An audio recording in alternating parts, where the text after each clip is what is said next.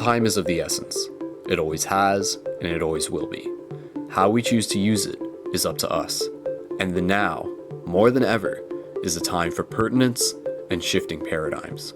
This is Skull Babylon, and you're about to listen to episode 22 of Paradigm Shift Radio, the grassroots community show to assist in the evolution of consciousness. On this episode, we welcomed numerous people onto the show and covered several topics relating to some reflection of the times we are living in, such as the awareness of corruption in the world and the role of Anonymous, Astral Projection, and Lucid Dreaming, and a discussion on what it means to be a warrior in today's day and age. This episode concluded with another thundering message from our friend Elijah, who as per usual carried some very relevant weight behind his words, something that we all must consciously listen carefully to as we continue to unfold. As always, join us on Facebook, tell some friends, consider starting a Paradigm Shift community in your area, and enjoy the show.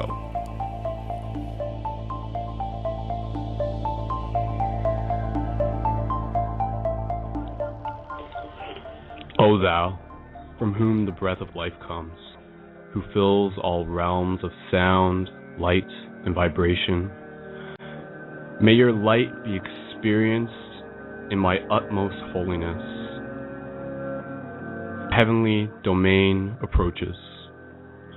Let your will come true in the universe, all that vibrates, just as on earth, that is material and dense.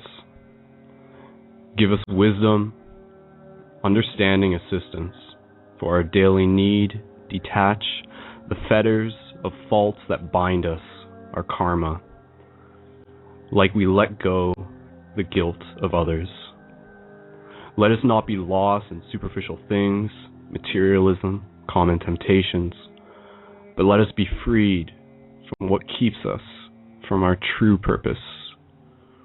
From you comes the all, working will, the lively strength to act, the song that beautifies all and renews itself from age to age, sealed in trust, faith, and truth.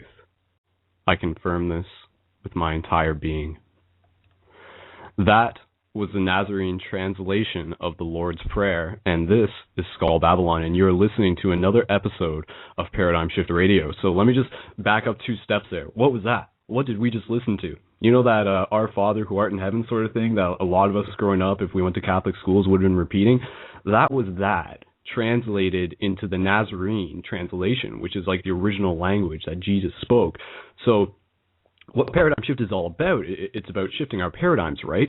So, I mean, the Lord's Prayer is something that a lot of us have heard before, but when read in translations in a different context with this new understanding that a lot of us have about everything being vibration, that we're infinite beings of light, and this different ideas of dimensions, and trying to like find and confirm our true being and fulfill like our life purpose and stuff like that, suddenly that prayer, if you want to call it that, takes on a different meaning, a different context. And that's really what Paradigm Shift is about. It's about reapproaching the commonly perceived things within our culture, within our society, with that new paradigm. So thank you for tuning in. It is another Psychic Saturday. It is November 17th, I believe. Yes, it is.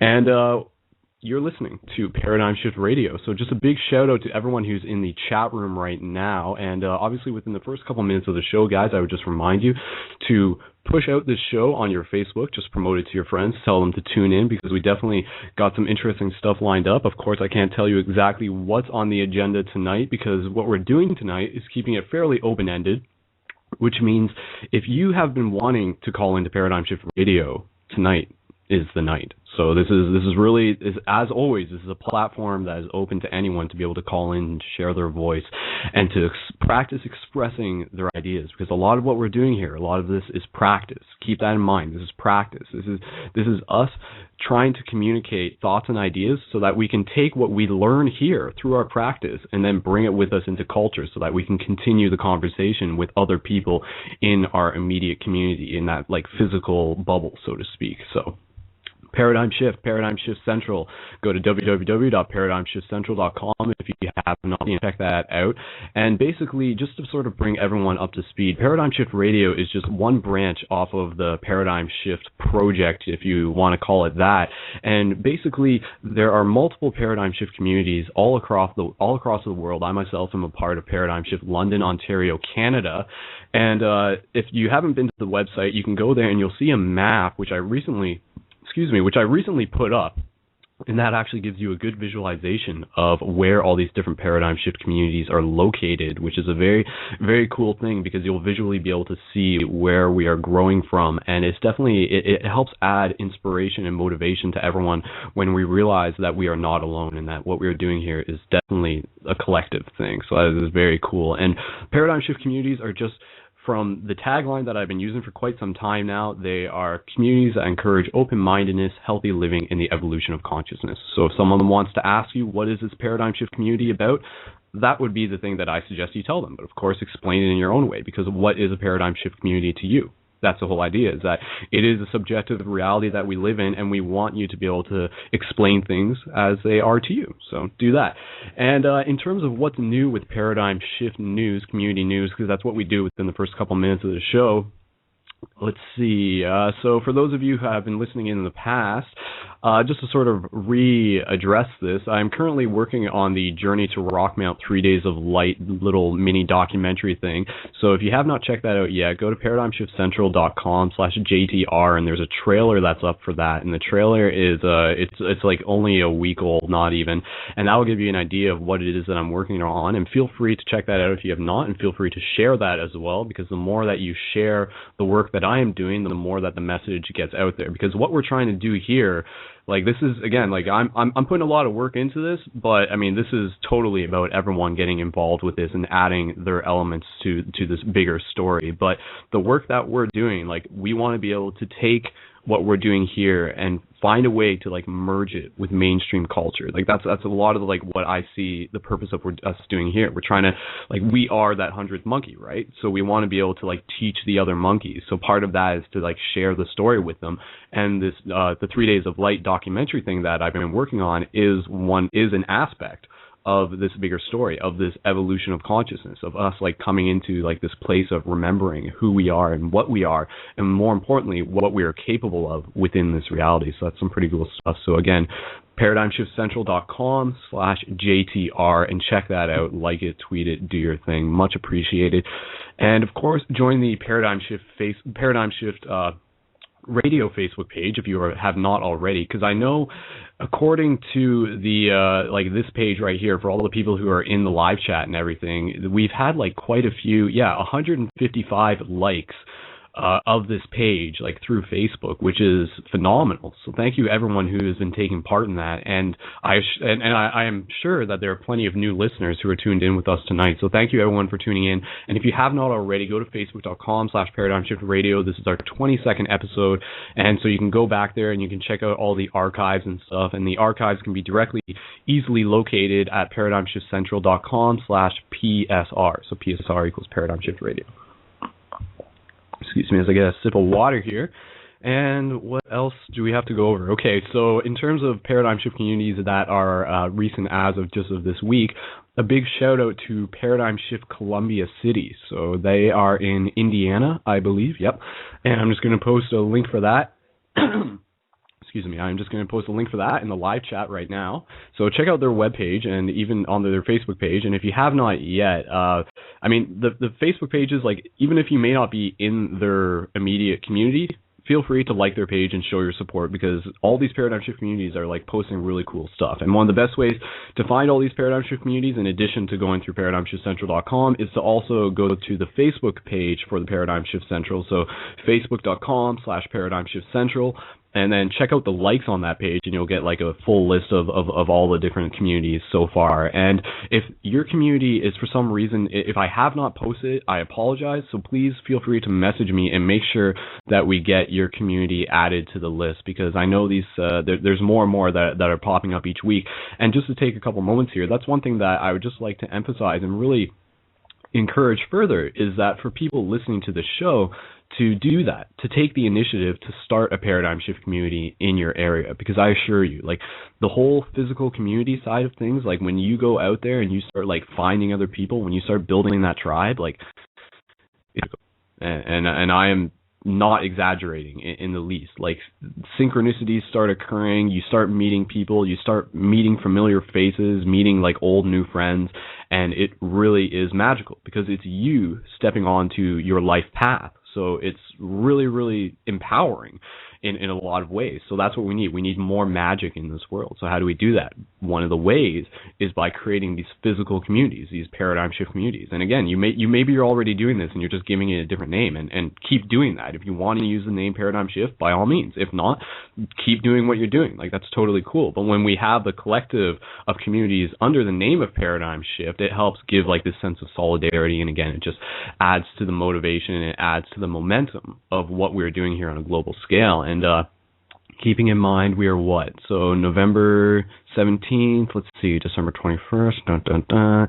Yeah, so just a bit over 30 days. And not to say December 21st is some sort of cataclysm that's on the horizon, but let's just use that as a benchmark to sort of take note of where we are come December 21st, 2012, and then use that as a platform to go even further, right? Like, that's what I'm really saying. And we'll talk about 2012 in later on in the show, I presume. I'm sure it will come up and even in future episodes, because obviously that is a pertinent topic since it is just around the corner. But one of the things that I've said quite simply regarding the 2012 thing is that, yeah, it's important. It's all part of like this cosmic breath that's coming into awareness. But this is like still us. We still got our tricycle. Like, we still got our training wheels on, is what I'm saying. And come 2013, like, that's when the real work is going to really, that's when it starts, right? So, yeah, I mean, a lot of people are saying, like, December 21st is, like, it's a new beginning, so to speak. So I think that's it's one of the ways of looking at it. And even if it is just psychological, then do that. Use December 21st as a chance to say, like, all right, we've made it this far. Let's keep going. Let's go even further. We got the momentum behind this. Let's be that 100th monkey, and let's change the world in a very literal sense. So all the light and love to all of you who are doing that, who are taking part in the shift in consciousness. And if you want to start a paradigm shift community in your area, go to the Facebook page. So facebook.com/paradigm shift central. And there is a post that we have pinned to the top there.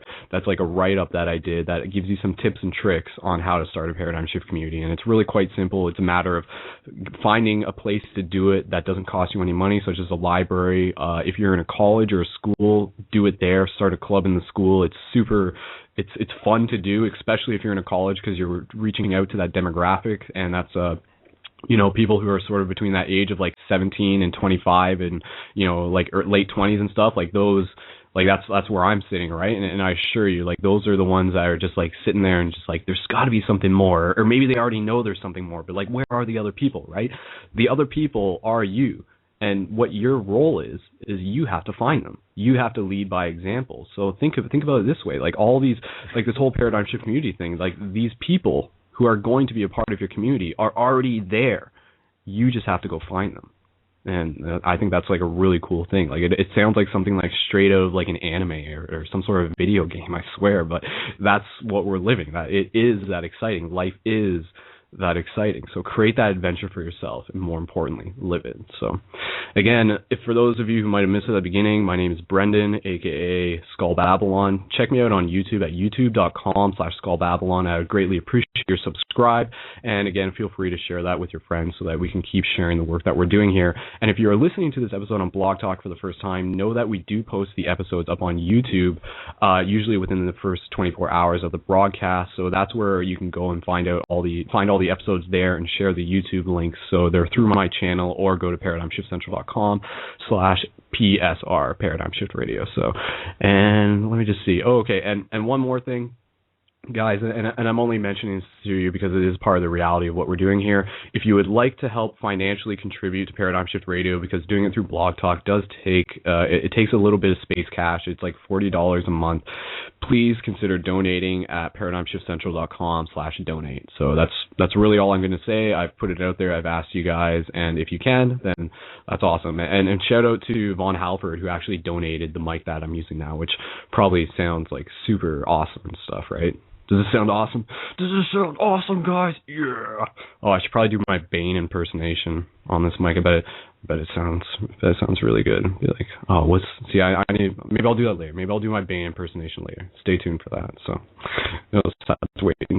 Anyways, guys, so with that said, I have, so 3DL Project, Consciousness, and the Paradigm Shift London community that I'm a part of, we have been trying to We've been trying to live stream our Consciousness Camp meetings, and Consciousness Camp is just like the term that we use for our community meetings where we have our open-minded discussion and meditation. So we did a bit of one yesterday, which is on November 16th, the Friday that we usually have our meetings.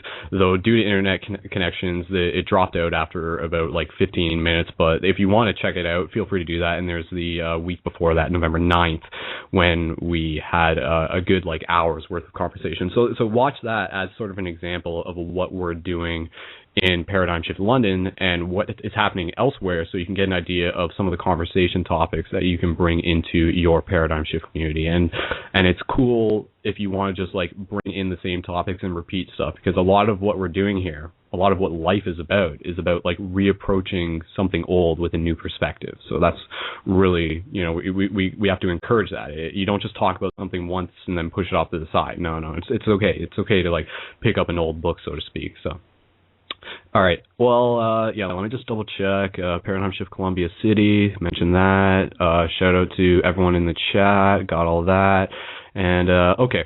So, like I said, if you would like to join the live chat, I'm pretty sure you can log into the live chat using a Facebook account. So if you're listening to the show and you're not in the live chat, feel free to do that. And also, for everyone in the live chat, feel free to connect with each other. So if you like want a Facebook address and be like, add me on Facebook, anyone who sees this, and start doing that, guys. Because, there's a whole bunch of you who are regularly coming back and listening to the show every week, and we need that. We need to keep connected through the mediums that we have. So do that. We're like, while I'm sitting here and I'm just like twiddling my thumbs and talking, you guys like keep connecting with each other and everything. So that's how we do it. That's how we strengthen the grid, by strengthening that connection digitally, physically, spiritually, mentally, and motivationally.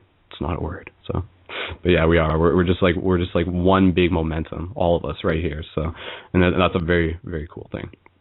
Okay, so like I said, if you would like to call into the show, you can call in through Blog Talk using Skype, and if you scroll up to the top of the page, or maybe you have to refresh it to see it, you'll notice a Skype icon next to the call in to speak to the host number. So if you click on the Skype button, it will launch your Skype, and then you'll be able to dial in, and it shouldn't cost you any money if everything's working properly, and then you'll be able to call in and talk to us, and then once you're dialed in, press 1, and we'll be able to see that you're in the queue, and we'll be ready to bring you on right there. So we already have quite a few people in the queue, and we'll get to them in a second. Though I before we do that, I would just like to bring on Jen onto the show, who has been on the show in the past as our co-host. Though to be honest, like with like I refer to myself as a co-host, and honestly, I refer to like anybody who's like part of the show as like kind of co-host. So like if you're on the show, like consider yourself like, yes, you're a guest, but like we're all co-hosting this project, this experiment, simply by being involved with it. So sort of think about it that way. So I'm going to bring Jen onto the show because she asked me politely to be able to share a message that she has with the world, something that's come to her recently that she is very adamant to share. So I'm going to do that. I'm going to bring Jen on, and then she's going to say her thing, which is probably going to be about 5-ish minutes, maybe 10 minutes. And then from there, I'm just going to sort of pick people at random within the live chat, within the caller queue. And like I said, if you guys have something to bring onto the air, this is a chance to do it. And something that relates to conscious evolution, you could say. So that's a pretty big umbrella, which plenty of stuff fits underneath. So Jen, if you're ready, I am going to be bringing you onto the show. And oh, just one more thing. For those of you who are listening, just keep this in mind. Later on in the show, I think our friend Elijah, aka the fourth born Thoth, is going to be joining us on the show. So just something to look forward to. He's always got some very, very powerful words to share. So not that I'm putting him on a pedestal or anything, you know, we're all equals here.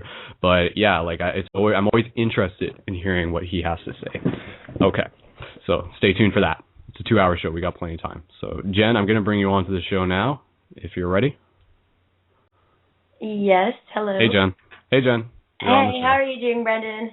I'm doing pretty awesome. Good to hear you. Fantastic. It's good to hear you, too. It's also really, really wonderful to see so many people in chat right now. I just want to say, like, I try not to, like, keep, like, an absolute track every single week. Like, there's a little red number at the top. Instead, what I like to do is I like to look and see, like, the amount of different people that are posting and the amount of different people that are interacting and really kind of, like, taking this cause upon themselves because, oh, hello, Reforcer. It's nice to see you. And, shout out the dog. Oh, I'm not wearing headphones. Is it super loud? Yeah. I'm sorry. Oh, no. Hang on. Slowly, Trey. My dog is she's ridiculous. But anyway, so what I'm excited about though is that so many people are interacting and speaking, and this is all of us sharing. And the thing is, it's wonderful to hear about the people starting their individual communities for paradigm shift, and that's just very inspiring.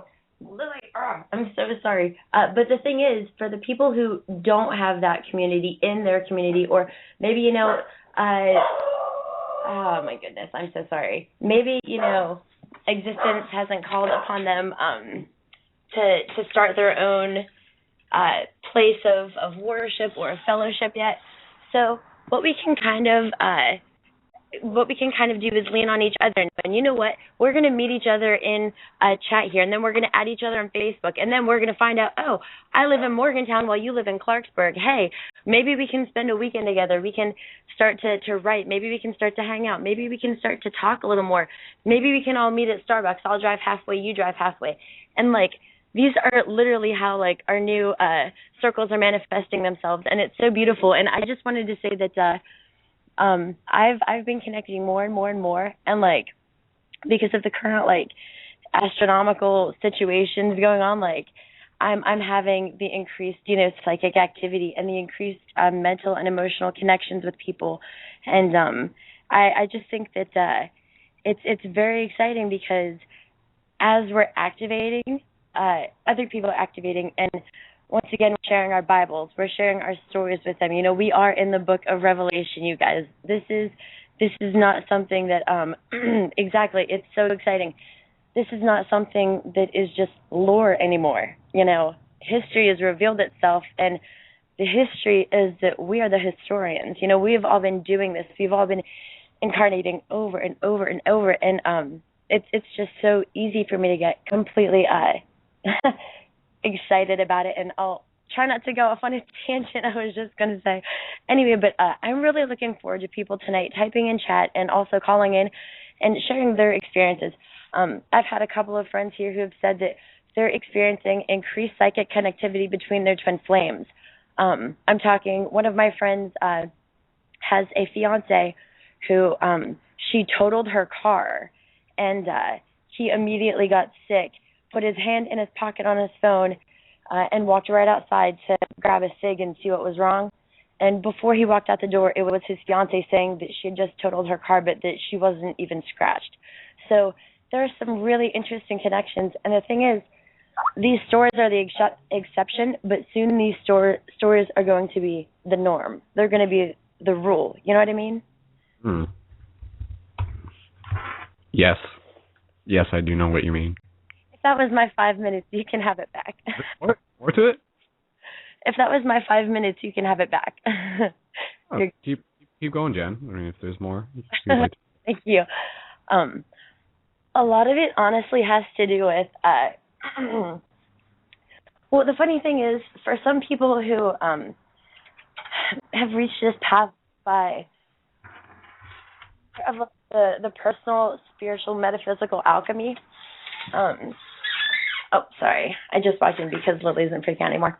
For the people who have done more of like the personal metaphysical spiritual alchemy, it's no surprise because like you're used to the very cyclical aspects of day-to-day life. Like, in fact, we have several cycles that occur to each of us every single day that are beginning and ending every single day. And, you know, we're really feeling synchronicity pick up speed. And that's one of the beautiful things that's going to get our Merkabas all spinning and all spinning together. And I've noticed a lot of friends actually, like friends who would never, ever even consider getting married.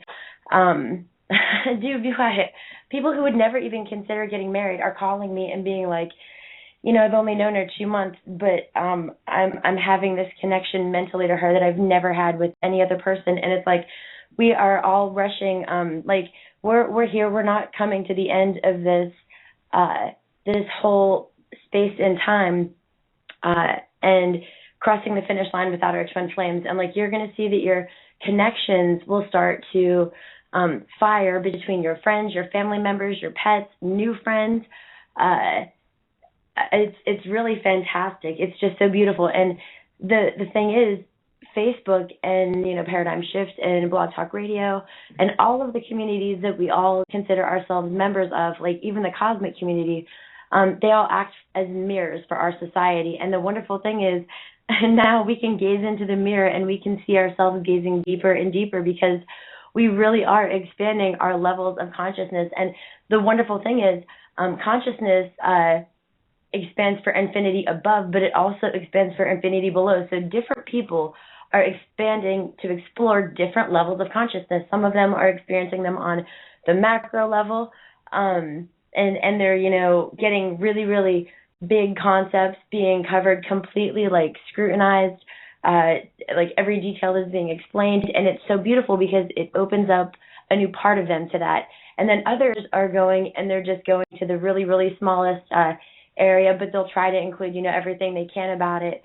And people are listing documentary after documentary and series after series. And it's just wonderful that so much dialogue and discussion is occurring. That's one of the most beautiful things about this community. And it's staggering. And every single day I am more blown away and humbled at the exact same time because I have more and more people to connect with, and there are more and more people emailing me and more people that I'm speaking to and getting to know and to absolutely fall in love with because you can see humanity spread across their faces. I'm doing Reiki like over Skype and stuff now. Like there's some really, really cool stuff happening. It's definitely blooming is what's going on. Yes. Cool. All right. Is there anything more, Jen? I mean, we keep moving along. I got other people who are ready to share their voice too. So. That's exactly what I was going to say. I think it's a perfect time for everyone just to be able to share. I've really appreciated that people like called in last week and that kind of thing. So I would love to hear what everybody has to say right now. Cool. All right. Well, let's keep doing that. And Jen, I'm just just to keep things organized, I'm actually going to mute you because I'm going to bring on 2 people at once next, and then so it's going to already be 3 people on. So, but I'll bring you back on if and when. Is that fine? Yeah. I'm just going to handle this crowd of people in chat right now. That's all. Jen will be busy in the chat, so you'll see her there. Cool. All right. Thanks, Jen. Talk to you later. Mm-hmm. And ever add Jen on Facebook too. Okay. All right. Tell your dog I said hi. Oh, we'll do. Bye, baby. All right, so there you go. And again, feel free to add Jen on Facebook. And to keep things moving along, again, this is a platform for us to be able to practice sharing our ideas and expressing our thoughts, and now is really the time to do so. And so, you know, like just before we keep moving on, like this whole idea of like expanding consciousness, what does that mean, right? I mean, consciousness might not be, for a lot of us, consciousness is a very familiar word. We've been using it for the past like half a decade, so to speak, right? But for a lot of people, like, what is consciousness? The simple way that I explain consciousness is like awareness of self. And that's something where, like, you know, and my grandfather, my papa, like he put this in a very, very blatant way. Like a lot of people go through this life with their head up their ass, you know? So consciousness is the process of taking your head, literally taking your head, or maybe not literally, taking your head out of your ass, and seeing the world around you in a new way and being more aware of yourself and your actions and even your own faults, and then taking a progressive step forwards to improving yourself. And through that process, you're like improving the whole evolutionary process of everyone, because every action that we do, every thought that we have is part of this bigger story. It's part of this collective learning experience of consciousness as a whole, because that's what we are. We're each one of us is fragments of a bigger consciousness. So that's where we're getting this idea of like the oversoul. And I've talked about that before. So to keep things moving along, I am going to bring on my buddy Ryan and his buddy onto the show, and they've got something that they would like to share. So if you guys are ready, Ryan and I'm not sure who his buddy is, I'm going to bring you to go right now. We'll go from there. So bring you both on at once. Hey guys, can you hear me? Yeah, I can hear you. Cool. All right, just introduce yourself separately so I know who's who and where you guys are calling from. Okay, well, my name is Aaron, and I'm calling from North Carolina. Ryan is my friend. I met him in high school. I just recently graduated. I think he's still going. He was actually the initial person to introduce me to Paradigm Shift and what you guys are doing here. And I haven't really explored a whole lot of the metaphysicality of it, all these spiritual things that people have been discussing here. This is all new to me, and I'm not very into it. But that's not really what I'm here to talk about tonight. I came here, I was discussing this with Ryan earlier. I talked to him on the phone before we came on the show tonight. And you were saying before, a big problem with this evolution in consciousness that we're experiencing is that a lot of people have their heads up their asses. They're asleep to what reality is. They don't know what's going on. They don't pay any attention. They're indoctrinated, and they're blind to the real problems in the world. Some of you may or may not know about the internet collective known as Anonymous.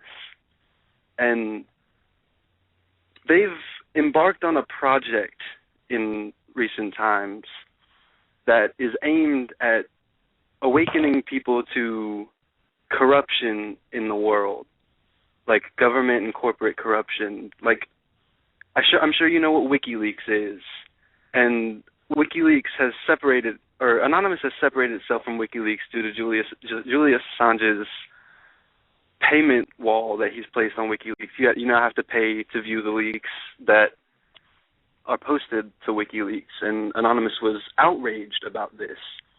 So what they've begun, they're calling the project Mayhem 2012. And I know that sounds bad, but they just take the idea from Fight Club. And what I want to talk to you about exactly is this program they're intending to release.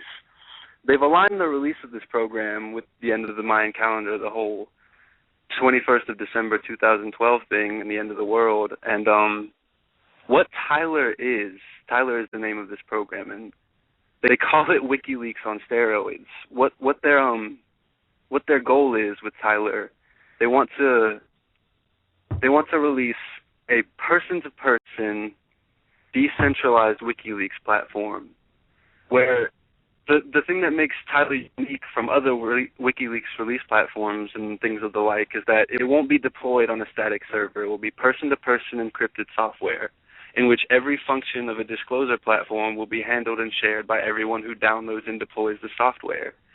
In theory, this makes it sort of like Bitcoin or other P2P platforms in that there's virtually no way for it to be attacked or for it to be shut down. It would be heavily decentralized and uncensorable to a very high degree. But a big thing about the whole Project Mayhem 2012 is that they need publicity for this. What they need is people to be aware of Tyler. They want the whole world to know. And basically, I'm just here to promote that idea. I want you guys to let your friends know about what Anonymous is doing with Tyler, how they're revealing these corruptions. It's a goal to wake the world up so that we can be open to this collective consciousness and the evolution of mind that you guys talk about here at Paradigm Shift. Cool. I'm just looking for. Is there like a main website that we can direct people to? Like, I'm just kind of. See, that's one of the problems that Anonymous has been having. They used to have an online like Pastebin sort of thing where people could publicly come and discuss their progress on their work, their workings within the Tyler Project, but they've taken it down because they don't necessarily want. There are people they don't want to know about their progress. They're working in the shadows. I can give you a few links that I have, but the majority of the main links that were there before have been taken down because they're afraid that it'll get negative attention. Yeah. Like I just posted up a video that I just found. Like, I mean, they have a video up on YouTube, like under the title Anonymous Project Tyler. So yeah, if anybody's listening to this, feel free to do that, to check it out when you have the time. Now, sorry, Aaron, is there more you'd like to say? Because I was just going to sort of segue this into, I was going to propose a question back to you. You can go on ahead and propose your question. Because I was just sort of thinking, you know, like a lot of like this consciousness waking up thing, and we see this a lot, and a lot of this was within the Occupy, was like this becoming aware of like the corruption within the world. I mean, that's something that for some reason or another, like either a lot of people don't know about it, or maybe they know about it and they just don't care because it's like not affecting their immediate reality or at least that's the way they feel, right? So I think, and Ryan, I'd be curious as to get your thoughts on this. Like, how do you feel making people aware of like the corruption in the world it helps them like on their spiritual path? Because sometimes I feel that some people get too drawn into that, and they're oftentimes just using it as like a distraction from focusing on themselves. Like, you know, like a lot of people might be like they're put so much energy dedicated into going to like protests and rallies, and not to say they're for, you know, like no reason at all, but in the process of doing that, they're like constantly distracting themselves like from the things that they need to work on within themselves, right? So I don't know, Ryan, what do you think about that idea? Well, I mean, there's a fine line between spirituality and all these protests. I mean, some people, they have the spiritual idea in their mind when they're going about it, but that's why I started Paradigm Shift here in North Carolina, in my city. So, like last week at our meeting, we had this whole big conversation on corruption and how spirituality can play into it, how the corruption basically dims our spiritual minds. Right. And I mean that's what we're moving into, this whole shift in consciousness. Some people right now are just completely focused on the corruption and not the spirituality side of it. But as we're shifting, it's going to, that naturally and metaphysically, that spiritual mind is going to come into play in everything that we're doing. Yeah, I think that's a good point. Yeah, like how can we really learn properly if, like a good metaphor for this, you know, if you're trying to teach a student, imagine that they're sitting on a stool, you know, just like a regular four-legged stool.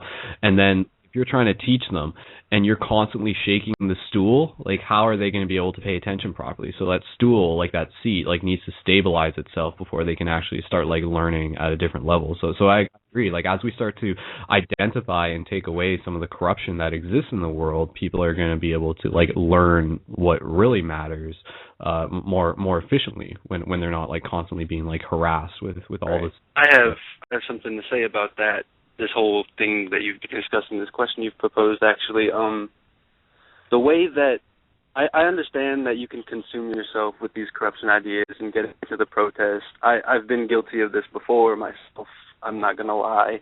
But the way that it can help bring someone into the spirituality aspect of it and help them start working on themselves is becoming aware of corruption like this.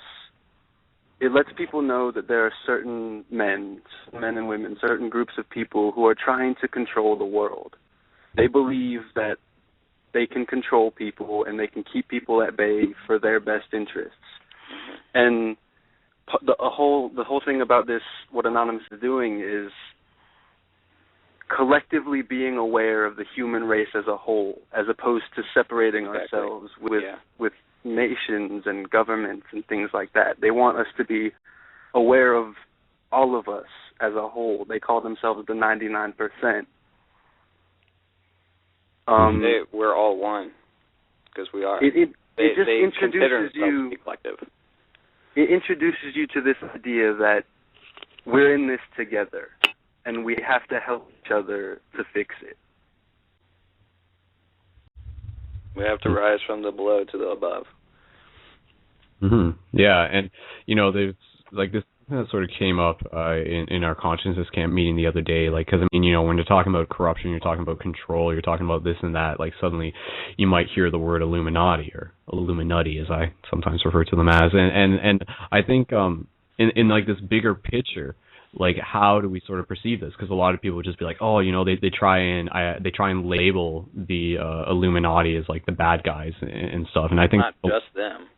Yeah, and I think, but what I'm trying to say here, without getting into too deep a discussion about the Illuminati and everything, like I think on a consciousness scale, sort of looking back, it's this idea that like we as consciousness put ourselves in this scenario and intentionally forgot so that we could remember. Like I think this darkness, like this corruption, is like part of what we're moving through as we like get closer to that like sense of unity within the self. So it's something that, yeah, like I think being able to identify the corruption and eventually being able to like rid the world of it is an essential part. But I mean, yeah, it's just it's all part of the process. It's all part of like moving through that darkness. And yeah, and I do think Anonymous, I mean, it might not always be blatant on the surface. I think even by the fact that they call themselves Anonymous, like that in itself refers to unity. This idea that like we all are anonymous. We all are like this idea of a collective, and like you said, Aaron, like this idea of like being able to like disassociate with the borders and stuff. Like we're one people. We are the people of Earth, rather than trying to like identify with like specific nationalities that just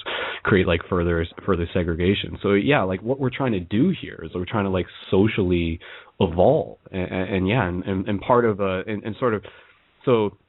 Okay, let me just bring this full circle. Kind of what I was saying earlier, like a lot of people, like they find distractions outside of themselves rather than like focusing on like what they need to work on within themselves. Like we as looking at like the earth as one identity, like one person, like us being able to identify the corruption is us like being able to like rid the ego within the collective of the globe, so to speak. So yeah, like I have no problem with like Anonymous and protests and stuff like that. It's very interesting to observe like from a very like omnipresent perspective as to like what is actually happening here. And yeah, it is all part of this process, I think. So if you guys have something to add to that. It's like you said, it's all part of the process. It's like recognizing a necessary evil. And by recognizing this evil, it becomes plausible that the human race is capable to unite itself against such evils. Yeah. As Elijah said, you can't ignore the other side of the coin you're envisioning. Yeah, totally. Cool. Well, yeah, maybe we'll see what he has to say later on in the show, sort of relating to the subject matter. But guys, is there anything else that you would like to add on to the show? Because I know we got a few other people, so we can keep things rolling along. I'm good. I want to make sure that people go add the Paradigm Shift North Carolina page. We're still trying to get a bigger following. I mean, we're having pretty okay meetings, but if anybody wants to drop in, like from North Carolina, if they're at a distance, maybe just for one meeting, and have a nice talk, that would be awesome. When you say North Carolina, like whereabouts are you having your meetings in North Carolina? We're basically centralized in Fuquay Arena, which is south of Raleigh. But of course, it's open for anybody to come. We have meetings every Wednesday at 6, except because of the holidays this week or next week. We're going to have our next one on the 28th. Cool. All right, guys. So, yeah, Paradigm Shift North Carolina. So the Facebook for that, for anybody who's listening to this and not in the live chat, is facebook.com/Paradigm Shift North Carolina. So super straightforward in that sense. So, all right, guys. Well, thanks for adding to the show. Much appreciated. And I'm sure we'll hear from you again sometime. So, all right. Thanks for having us. Okay, guys. All right, guys, so that was Aaron and Ryan from North Carolina area and Paradigm Shift North Carolina. So to keep things moving along, there's a lot of people, first of all, there's a lot of people in the chat, and there's a lot of people in the queue as well. So big shout out, just as we sort of decide who we're going to be bringing on next. I just want to, let's just take a moment as before we move into the next part of the show. If you have not yet, feel free to post this link on your Facebook page, because there's still about an hour left on the show. So, I mean, the more people we get involved, the more we sort of like learn together as a collective. So just a quick shout out to everyone in the chat as I sort of roll through this real quickly. So shout out to Aaron Williams. Wow. Okay. Actually, maybe I won't, because there's like a 30 names I would have to go through. So you guys know who you are, actually. So I'm just gonna, all right, time is of the essence here. Just collective shout out to everyone in the chat. You know who you are. So, all right, guys, let me see here. Okay. So I am randomly choosing a caller from area code 780, and there's only one person from that area code. So caller from 780, if you're ready, I'm going to bring you onto the air, and then we will go from there. Hello, caller. Can you hear us? Hey, Brendan. How's it going? Hey, sorry. Who is this again? This is Eddie. We met 3 Days of Light. Okay. Yeah, no, obviously I know exactly who this is. Yeah. How's it going? Eddie, not Edwin, right? Either or. My real name is Edwin, but I usually introduce myself as Eddie. Yeah, because there was another Eddie. Okay, so Edwin from Paradigm Shift Edmonton is on the line right now. So cool, man. All right, you've been on the show before. So what would you like to add to the show this time? This time, actually, I'd like to share it wasn't my experience personally. It was a friend of mine, actually. He had this crazy experience where he normally practices trying to astral project, and he does actively practice lucid dreaming and stuff like this. And one day, actually, he said he went to bed, and that day in particular, he wasn't really trying to practice anything at all. He just kind of went to bed. And he said he felt like when he got to the certain stage in his relaxation, he said he started to feel something pulling, and something pulled him out of his body, and he was in his astral body. And my friend here, he doesn't usually say things like this, so this is why it makes it like extremely believable to me. And he said he's out of his body, and there are two entities there, but he doesn't believe that they were his like guardian angels per se. I don't know if they took the form of, I don't know if you know who the angry video game nerd is, James Rolfe of Cinemassacre. Actually. Huh? Yeah, go ahead. Yeah, sorry. Well, it took the form of him because he said that he passed out watching one of his videos. Yeah. And what basically happened, he said he couldn't actually leave anywhere, but then he said he thought in his head, I want to leave, I want to go explore. And so he was able to actually go explore. He said it felt like the entities let him leave. He said he flew around the neighborhood and he saw like kids playing in the park and stuff like that. They didn't acknowledge him. And then he got called back, and then they told him all this crazy stuff was going to happen. But it's like he doesn't believe it's true. He believes that they were like negative entities. So they told him he had to die and suffer in order to move on spiritually. But like, not to scare anybody out there, because it's probably like, I'm pretty sure it was more of a message than it was a literal thing. That's interesting. So, yeah, maybe I don't know. What do you think of that? I mean, that's kind of, that's your friend's experience, so not really yours. But yeah, what do you think of it? Well, from how he was pretty scared when he was telling me. He said when he woke up in like sweats and like cold sweats, and he was like crying. How familiar? Sorry, I was just saying, how familiar is he with like astral projection or meeting entities? That was his first time actually like being out of body and being in full control of what he was doing. He's gone half out before he says, and then he always gets snapped back because magnetism and whatnot, right? Right. Okay. So, anyways, yeah. What do you think of that experience you shared? Oh, I've been kind of chatting it over with him because we talk quite a bit about this kind of stuff, and what he actually, I should say, not we. He came to the conclusion that it was just like negative entities messing with him, and then pulled him out of his body because apparently. He's actually telling me today, I forget who it was, Ann Moss, somebody was telling me about. He's been reading her work, And she talks about how if you are in your astral body, you can go to your friend while he's like passed out, and you can actually help his, I forget what it's called, etheric, something body. You can help them actually get out of their body too, so you can both have an experience.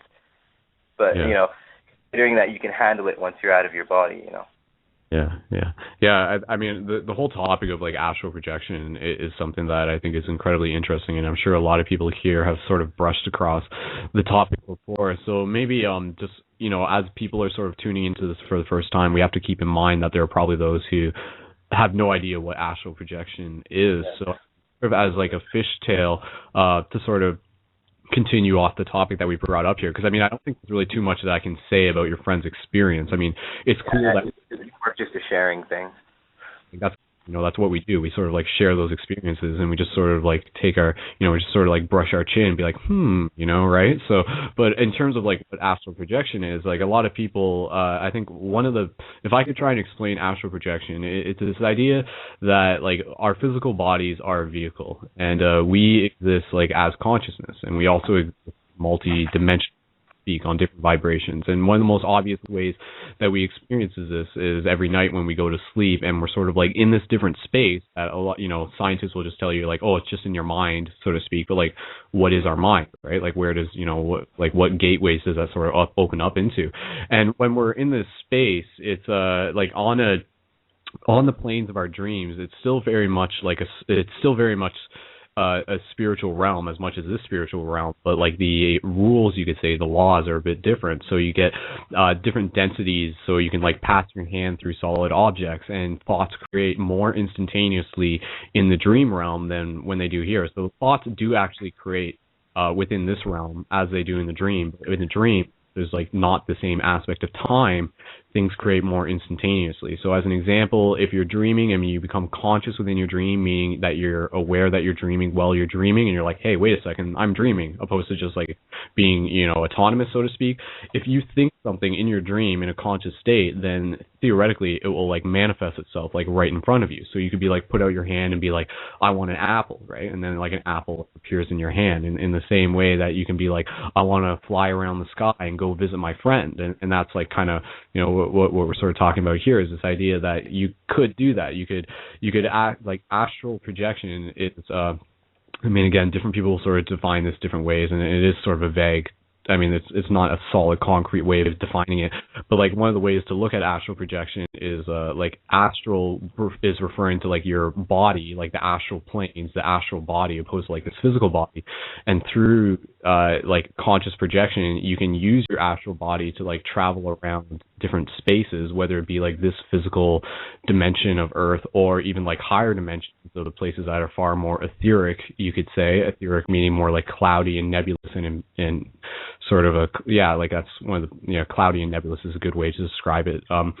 So in theory, through astral projection, you can go and you can like visit your friend's house, and you can like go into his room and see what he's doing, and then like send him a message and be like, hey, like, are you wearing a blue shirt? And he'll be like, yeah, how'd you know? And be like, oh, because I actually projected it there to you. And again, this is a very cool idea, but it's not something.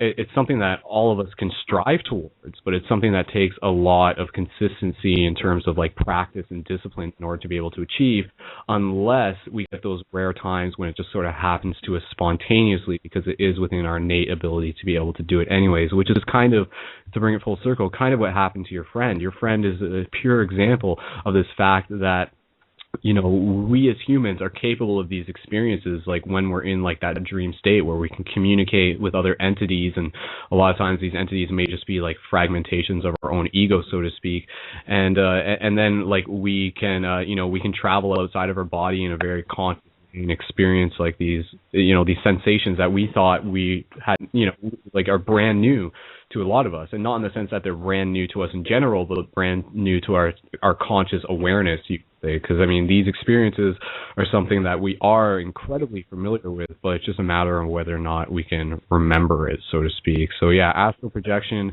And another topic in itself, like if you want an example, astral projection is very similar to this idea of remote viewing, and remote viewing is kind of like the technical term used sort of by the military side of it when they were like using astral projection to like spy on the Russians. So again, like that's just kind of like a tactical, practical way as to like how you could, and it relates to this idea of like non-locality and time and space is an illusion sort of thing. So Edwin, if you want to add on to that, like what is astral projection to you, so to speak?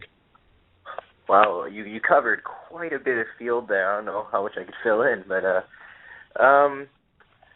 well, definitely it's like pretty much an out-of-body experience. People have been people have said that they've had very crazy lucid dreams where they could just will their dreamscape away, and all of a sudden they were above their body.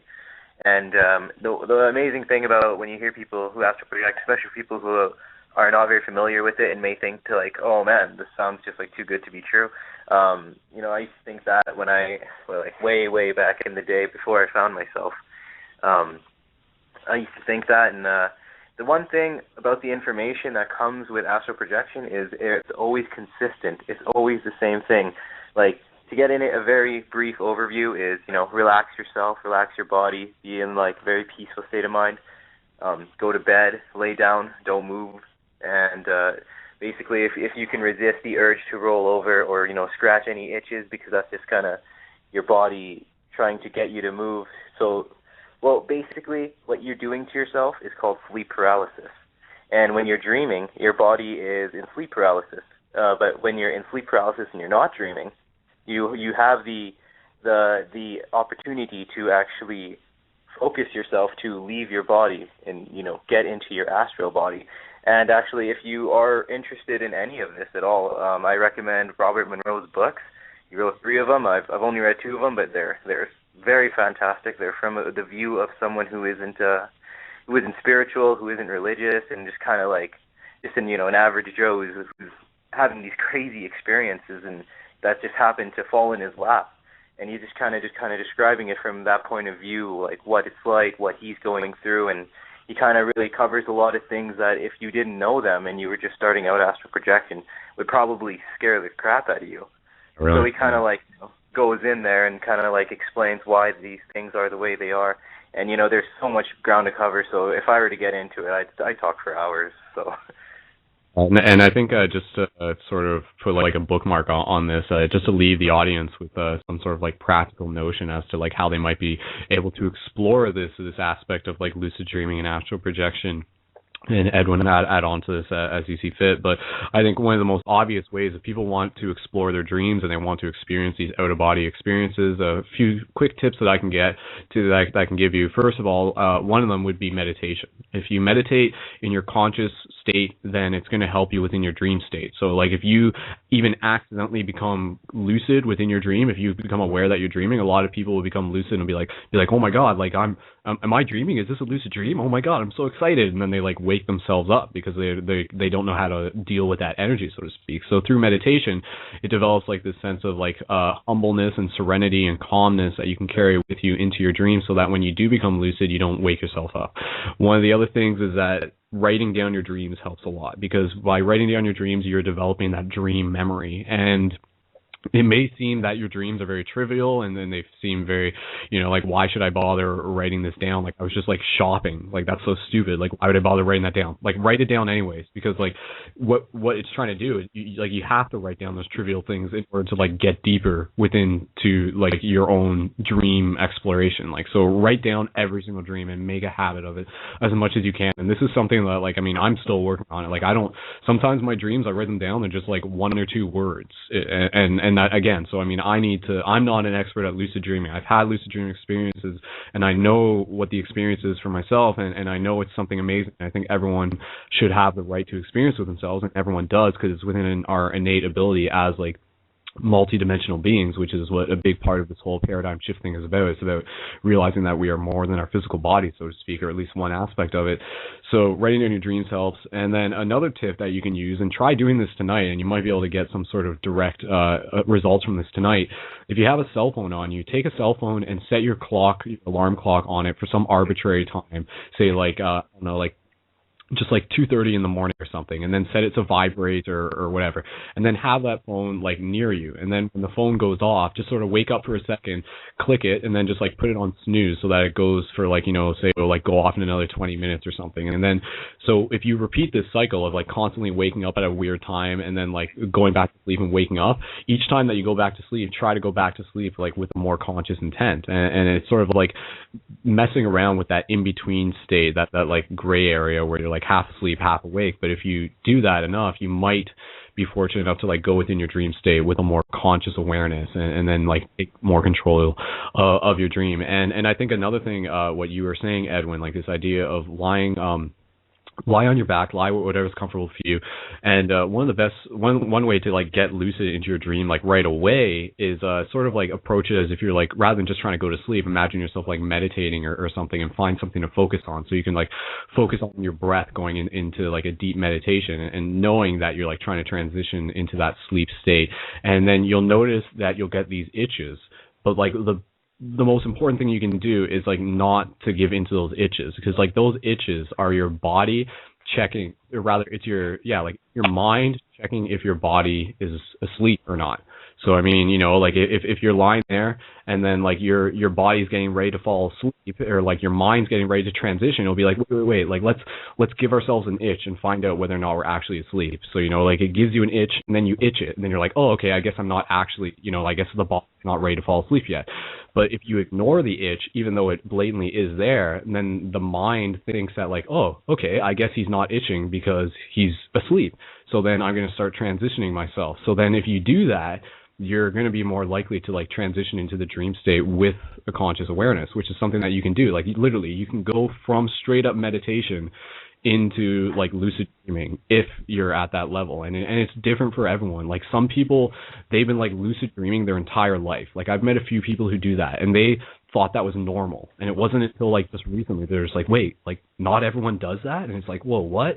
And then if that is the case for you, the next step that you want to look at is that if you are lucid dreaming, like how can you go deeper in exploring your dreams? Because maybe you're just like doing really trivial stuff, like maybe there's like so much more that you can, or there is so much more that you can explore. Like there's other dimensions within your dream that you can get to, and there's literally this idea of like you can like summon different guides and teachers to communicate with in your dream, and this idea that it's within that state of where even you can communicate with like loved ones who have passed on. Like it's kind of like that ground in between. Like the dream state, the astral realm, is actually closer. Like that's like where we're from, so to speak. And then like this physical incarnation is just something that we're in like temporarily, so to speak. So like when we die, we transition back into that, which is why like spirit and guides and teachers like reside there, and you can actually like go there and learn from them, which is an incredibly cool thing, and not something you're going to hear about on like CNN probably anytime soon. So this is like some, you know, like this information, this might be esoteric, but like let's bring it to the surface. Like that's what this is about. This is about like knowledge that is innate to ourselves, like coming up to the surface.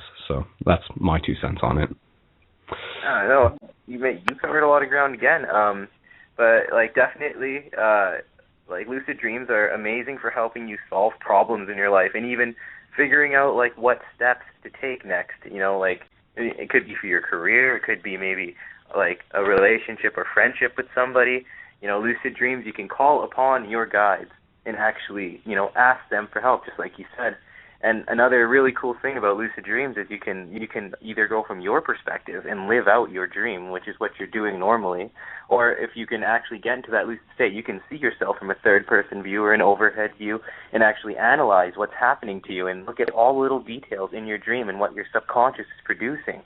So you're able to actually break down why it is you're having this dream. Like say you're having a nightmare, and you can see the details of your nightmare and see what it actually is. Maybe it's a blurry face that's chasing you, but maybe like you get to see what that face actually is, and maybe from there it'll just click. Oh, well, no wonder. Like I had this kind of traumatic experience, and this is what I have to do to get over it. You know, and you know, lucid dreams are amazing for that. And if you ever are fortunate enough to maybe somehow realize you're in a dream, you should give yourself reality checks, such as looking in your hands or looking at your clock and seeing if your clock is the right time, if you look at it twice real quick. And doing these kind of things throughout the day in your physical life actually will make it much easier to facilitate a lucid dream. And, even looking in a mirror and looking at the details of your face, looking into your own eyes, those kind of things can help you.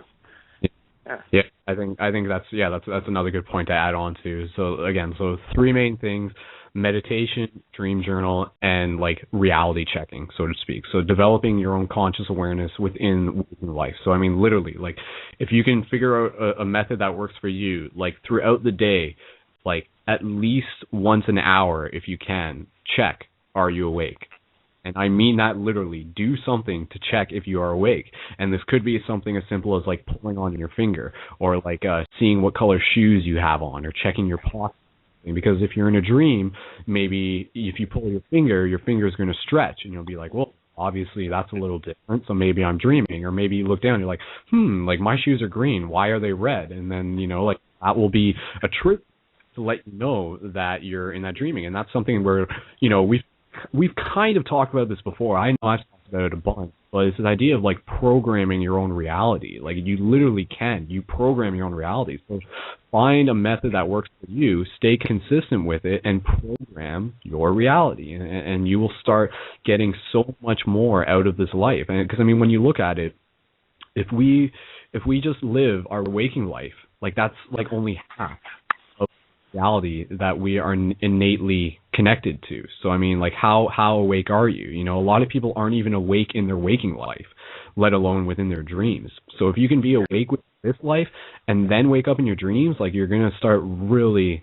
living this life, like this full potential that we each have within us, which is some pretty awesome stuff. So lucid dreaming, it's always a popular topic, and we want to be able to hear from you guys. So maybe not necessarily on this show, maybe in another show we'll just like straight up dedicate a show to like sharing experiences with lucid dreaming and stuff, because it's always interesting to hear people talk about like crazy stuff they've had in their dreams. And what Ed was saying, I mean, think of your dream as like it's another place for us to learn lessons, and we're learning lessons from ourselves and from the universe. The dreams that we're having aren't just like mundane. They can be, but in a lot of ways, they're there for us to be able to learn lessons in ourselves. So, I mean, rather than say like, going through some sort of traumatic experience within your waking life and have it sort of like completely change the course of your life, maybe you'll have a dream experience where it'll be like as emotionally heavy, and you'll experience it within your dreams so that you don't have to experience it within your life, within your waking life, but you'll still be able to learn from it. But the best way that you can learn from that is if you are more conscious of the fact that lesson is there in the first place. So I think that's right. Go ahead. So if you don't mind if I share something else real quick? Yep, go ahead. Also, as you do become more proficient in lucid dreaming, reality checks do become more important, because it gets harder and harder to actually tell whether you're dreaming or whether you're in your physical reality. Like, again, going back to my friend who had a crazy experience, he was telling me about a lucid dream he had. It was about a couple months back, and he was trying to convince this girl in his dream that he's never met before, and he didn't realize he was dreaming, which is kind of funny because he was trying to convince her that she was dreaming. Oh yeah. So he was like, "Oh no, this is a dream. Like this is like watch. I could do this. And finally, she came to the conclusion that she's like, yeah, you're right. I am dreaming. And so, like, it's kind of weird because they had this big conversation and whatnot, and the next day he said he remembered her name, and he looked her up on Facebook, and it was that girl. Like, isn't that crazy? Yeah. I've had, like, a couple shared dream experiences myself. So, yeah, they're definitely possible, but don't believe us. Experience it for yourself, I think, is the message that we should close this conversation off with. So. Totally. Thank you so much for letting me speak on your great show. Man, thanks for being a part of it. And I just posted a link in the live chat for the Paradigm Shift Edmonton Facebook page, or it's a group rather. So for everyone who's in the Alberta area, feel free to do that and post your own Facebook in the live chat, and people can add you as well. So we'll go from there. First meeting is next Wednesday, so the 21st. So if you're interested, just hit me up on Facebook. Right on. Cool. All right. Thanks, Edwin. Talk to you later. Yeah. Thank you. Cheers. Bye. Cool. All right, guys. So that was Edwin from Paradigm Shift Edmonton, Alberta, fellow Canadian, and he was at the 3 Days of Light Festival with me. Very cool guy. Happy to meet him and happy to have him on the show. All right, so to keep things constantly spiraling outwards, we do have a couple people who are still ready to come on, and from there we do have Elijah who's going to be coming on, and maybe now see, we haven't actually done our meditation. We normally do a group meditation, so we may do our meditation closer to 12:30ish, or maybe a little bit before that, and then probably have like Elijah on, or maybe we'll bring him on before the meditation. We'll see. We'll play it by ear. So let me see. All right. So there is wait. Okay. There is a number. Okay. Hold on, Edwin. If you're in the. Oh yeah. See, there's. I was about to bring Edwin on again. I think Edwin, you're still in the listening queue. If you're not ready to come on, if you can just drop out of that, so I don't accidentally bring you on. And okay, so let me see here. I'm gonna bring on another person who's ready to come onto the air and talk, and that person is calling from area code 111. So I'm gonna bring them onto the air, and then from there, I believe we have I'll probably have Vaughn, Halford, and Jericho from Horse Rising, who are probably gonna come on for a bit, and I think they can join us for a little bit of the conversation that we'll have with Elijah shortly afterwards. So, person from area code 111. I am going to be bringing you onto the air if you're ready. So here we go. Hello, caller. Can you hear me? Hello. Woo! Woo! Is this can I get your name or where you're calling from? If you're. Oh yeah, you got me. Sweet. This is Cameron. Oh, okay. Cameron from Las Vegas. I didn't know I had a 111 area code. You're like literally numbers showing up as 111, 111, 1111. Like I thought that was a glitch too, so that's really weird. Yeah, it sounds glitchy. Anyway, right. Yeah, it's Cameron from the Las Vegas Paradigm Shift. Cool. All right, so yeah, the microphone is yours. What would you like to share with the internet audience here? I called in because I do a lot of astral projection too, and since I was happening topic tonight, perfect night to call in. I started meditating and everything about 2 years ago, and I just read somewhere that astral projection was a great way to shift into the next dimension, consciously, because I'm a terrible dreamer. I really can't dream at all. So astral projection was kind of just what I was shooting for. And at first, I never really thought that I was doing it or that I was good at it. I kind of just moseyed around and did, weird things, manifested, whatever. But after a while, I figured out what I was doing and then had objectives, and it really changed. My waking thing, changed just by knowing more things in the astral realm. It made changes with when your brain just clicks and then your life's just different, you view everything differently. Yeah. Those paradigm shifty moments. Yeah, exactly. Yeah, I got a lot of those in the astral realm. So then that helped me to, really quickly change my life. And I kept an astral journal, which is like a dream journal, but just astral projections. And it's awesome. It really, I can go back to places and read stories and be like, you know what? I want to go back and project and redo that, but differently. Oh, wow. Somewhere else. And, you can do whatever you want. It's, the astral realm. Yeah, for sure. And with your experiences that you're doing, how fruitful are they? Are you just sort of doing trivial things, or are you actually there learning a bunch of stuff? All right, so I made a floating island in the sky, just manifested it, just to have a base of things to do because really had nothing to do. So then I manifested a tiger, and it was just kind of white, kind of colorful, but not really. And I made it just my spirit guide, my higher self. And I would just ask you questions hey, I've had this problem in my life with this girl or this, whatever decision I'm trying to make. And, it would basically just tell me what I knew was right and what I knew I wanted to do. But it was I'm not sure, And so then once it told me that, I'd just be oh, yes, you're right. I should do it like that. But then after a while, I created the door, and this door, you open it, and you go inside. It's a fear room, and all of your fears manifest in front of you. And so I had to work through all my fears and stuff like that. You know, talk to my guide, why am I afraid of this? And talk to my guide about why I was afraid of that thing, go back inside, and I'm not afraid of it anymore.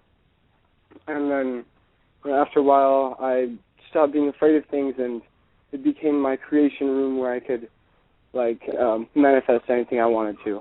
But then what do I want to manifest? You know, so I can talk to my guide, and he's like, well, you know, this and that. And then I go into my room and have a full experience, and then come back to my body, and, you know, I had a shift. Within, 10 minutes, I had a full shift just by talking to my guide and using a manifestation room. Pretty cool. Yeah, like I think a big part of like this whole becoming more conscious of like how to lucid dream and how to astral project is going to help like accelerate our personal evolution, our personal revelations, because yeah, like when we're in these dream states, essentially like we're communicating with ourselves, like whether it be like a depiction, our higher selves depicted as like a spirit animal, sort of similar to what you're doing, but like we are our own teachers, and it's helping us like move closer to like our authentic self. So that's pretty cool, man. It sounds like you've definitely been sort of like having a lot of success with that. So what do you I've had a lot of success with teaching people to astral project too, because a lot of people have just like blocks in their mind that keep them from getting out of their body. But most of the time I just tell people to close their eyes and picture the room around them in their head, and then once you have an idea of the objects around you inside your head, you're already in the astral realm. You're already there, just picturing things inside your head, and then you can move from there, Yeah, okay, cool, man. Well, I would like to, before we sort of let you go, and not to sort of like cut us off short here or anything, but like, can you leave, you've already sort of done this, but can you leave our listeners with more like practical tips as to like how they can pursue astral projection? Yeah, you know what, I hear that doing it at the same time every day does a lot. So a lot of people do morning meditations, and if you just throw in a projection thing with there, and I mean, you wake up, do your dream journal, then do an astral projection, and then write in your astral journal. If you make it a regular thing, then you'll ease into it a lot easier, and it'll be great. Yeah, like I think I'm just sort of thinking about this as you've sort of been saying it, but I mean, I think one of the ways to sort of get started with astral projection is simply by like flexing our imagination. So I mean, whether or not you even think about it as astral projection, try that. Try like being in your room and imagining yourself like standing next to your bed and like touching the things around your room, like using your imagination, right? And then one of the things, take a step further, and this is where you sort of like get outside your room. You can go anywhere. You can like imagine yourself in a field and really work with your five senses in a lot of ways. So if imagine there's grass next to you and you're like running your hands through the grass. You know what? One time I was astral projecting and I touched a yearbook, and touching that yearbook took me back in time to that school in a different state in a different time, and like time and space, doesn't matter astral. So that was a really cool experience, So just moving around your room can do a lot for you. So work with your senses. Like really try to become acute, like with your senses in the astral. Like even just imagine yourself like listening and touching and smelling and even tasting things. Yeah, I mean, like focusing on objects, focusing on specific things makes that thing more real in the astral realm. Yeah, like crystallize it, like literally make it become more real. Yeah, I think there's a lot of really cool things in terms of like traveling the astral that I think can sort of be a whole conversation in itself. Like this idea of sort of like using portals and jump ways to like get to different locations. Sort of what you're saying with the yearbook. Like, and this goes back to like programming it and stuff. Like, yeah, you can like create something that's symbolic to you, and then like use it to sort of like take you back to a specific memory associated with that will like take you to a certain like location within the astral, so to speak. So yeah, there's a lot of potential there. It's really cool. So I'm just opening touches on the spiritual community because not a lot of people are getting into it, but maybe it'll happen. Yeah, and I think it's a very personal thing, and I think being able to sort of talk about it as a community does help. Just to say that like we're here doing it and we're here like having some form of success, meaning that other people can have success in their through their own methods as well. So cool, man. All right, well, anything else that you would like to share before we sort of keep things moving along? No, not at all, dude. Save yourself some time. I'll get out of here. Thanks for the show. You have a great night. And I posted the link for Paradigm Shift Las Vegas in the chat room. And again, the website for that is facebook.com/Paradigm Shift Las Vegas. And do you guys got a meeting coming up soon? We don't have anything scheduled. We're pretty bad with scheduling. But, hey, if you're in Vegas, hit us up. We're really friendly. Man, cool. All right. Thanks a lot, Cameron. Keep it up. Bye. All right, guys, so there we go. So that was Cameron from Paradigm Shift Las Vegas, and go to the Facebook page there. And it is 12:21 a.m. on Psychedelic Sunday, November 18th. So we're going to bring on the next three callers, which are Vaughn Halford, Jericho, and Elijah. So, I mean, I know we said we were having Elijah on, but we're all good buddies here. So we're going to bring us all on and just sort of see where that goes. So if you guys are ready, I'm just going to bring you on just sort of consecutively here. So Vaughn Halford, you're on the air. Okay, cool. Let me just go. Jericho, you're on the air. Yo, what's good? What's good? Rahul back. All right, cool. Bringing on Elijah. Oh. Hello. Cool. Hello. All right. Everybody is here again, guys. So what? Where do you guys want to go? Where do you guys want to take this? You tell me. Man. Yo, Elijah, Vaughn, the conversation that we had not too long ago, what was it, last night? How we were just really building on, just really getting real with our consciousness and with our awareness and not taking advantage of it. And I say that because we get to a point where before we get to our awakening or come to the realm of knowledge, we question everything that comes out or comes up. We want to, we put it in doubt. You know what I'm saying? We want to say, hey, prove yourself. Or we say, hey, what is this about? What are the things that makes up this thing that I see before me? But once we get into the realm of knowledge, we get into it enough and further into it, we get to a point where we become stagnant, we become passive, and we become really, really, really just kind of like let any kind of thing come into our heads. And pretty soon we're caught up in a whole nother spell. You know what I'm saying? And an even deeper one, because the higher the consciousness gets, or the higher the awareness, or the higher the vibrations are in the collective unit, of course there are going to be higher vibrational entities who will seek to destroy you, or not just destroy you, but just be like, to oppose you. And, so I just want to start talking about that real quick. And just want to know if y'all have anything you want to start building on and start adding on so we can get this started. I'd point out that we, as a group of, can you hear me? I was just going to say, for our listeners, just so you know who everyone is listening to, Vaughn and Jericho, they are part of Horus Rising, which is a music group, and they do have a new track that just came out. So go to horusrising.com and check out their stuff. Their music is relating to consciousness shifting ideas. So I just wanted to get your guys your plug so people know who you guys are. So that's cool. But we collectively, I feel like some of us are going in a direction of where we're focusing so much on female-minded consciousness that we no longer carry. We're becoming extremely passive and just sort of let the light in, let it all in, no matter what it is or where it comes from. We've lost our filter. We've lost standing up to things that are wrong. We've stopped questioning who we're listening to.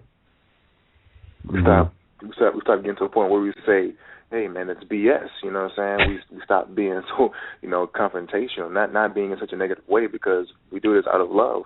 We keep each other in check. And any family will tell you this, any structured and working family will keep someone grounded and say, smack them upside the head, beat them upside the head with a bamboo stick and be like, hey, man, stop that, you know what I mean? Instead of disagreeing with every little thing and just going about things. It's like, yo, man, what are you doing?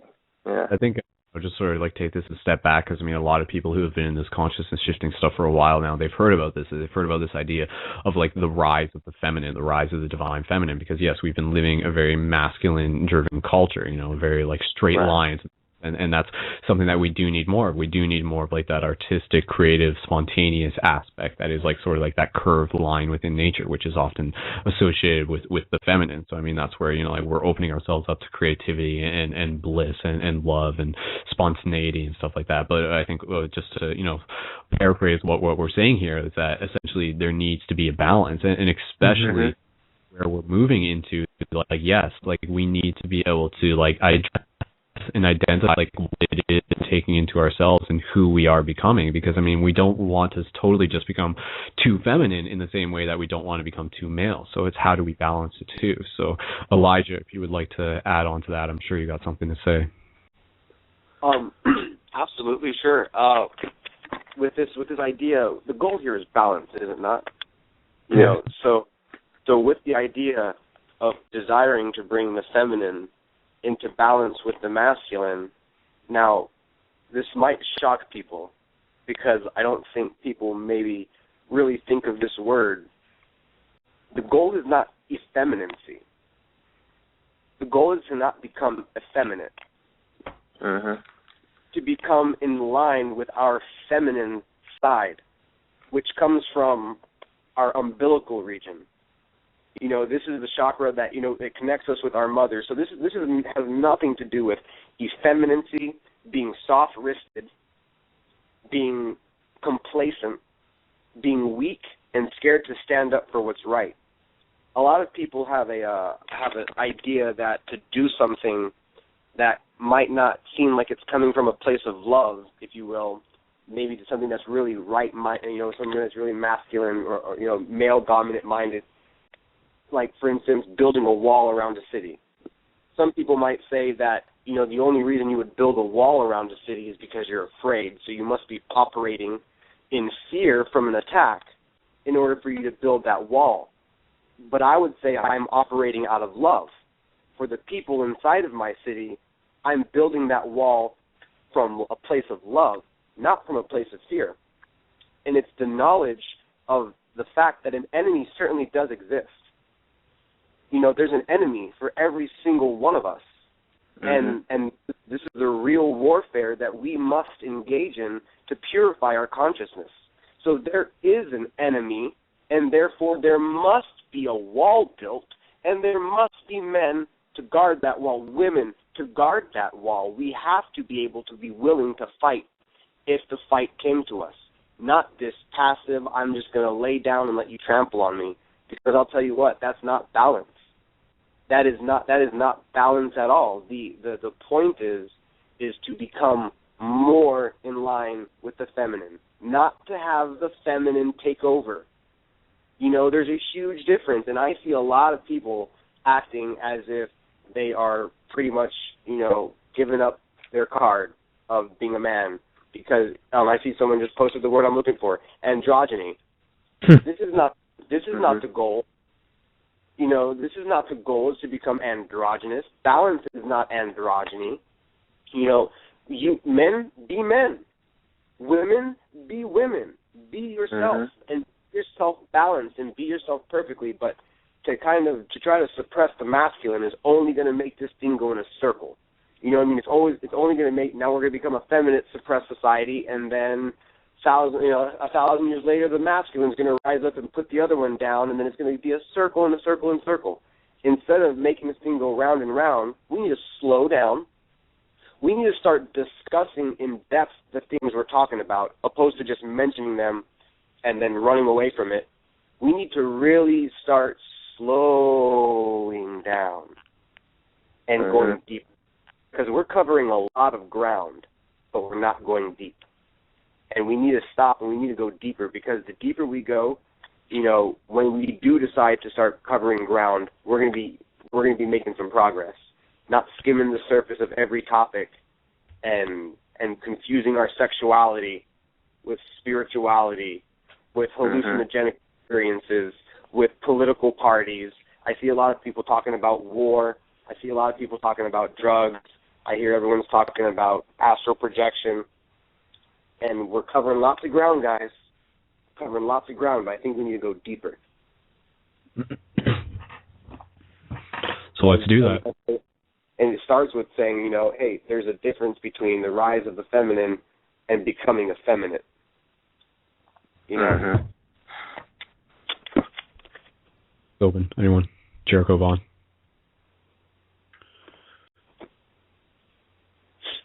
Yeah. So yeah, that was my 2 cents on the feminine thing that you asked about. Yeah. That coming into being okay with questioning stuff. I don't know if anybody else has anything to say, or... Yeah. Can positivity exist without negativity? No, I don't think it. I don't think it can. I don't think one aspect can't live without the other. You know what I'm saying? Like we said earlier, there has to be a balance, and there has to be like accepting those two forces. You know what I'm saying? That concept of duality and bring it into one. That's like okay, people have this convoluted sense of unity, and they think unity is this one-sided aspect of something. You know what I'm saying? As opposed to acknowledging the existence of the higher and lower nature. You know what I'm saying? Because if you try to ignore one without without the other, like I said, it's all going to go into a circle. It's all going to get ugly. You're going to go from one extreme to the next. You know, and it's all about finding the middle point so that neither of those two forces will rule you. You know what I'm saying? Neither, like in that movie. What's up? A way to find a middle point in like rational, like with the logic, with like problem solving, is maybe to say it like this: there can exist a universe wherein only positivity exists. There also can exist a universe where there is nothing but negativity. There also exists a universe where there is a field where the two are fighting for balance. That's the field we live in. The universe which is completely positive is what I call heaven. The universe which is completely negative is what I call hell. And the universe that we presently live in is the one I call earth. And these are three different states of mind. So there can exist a universe where there is no such thing as negative. You know, but it's not here.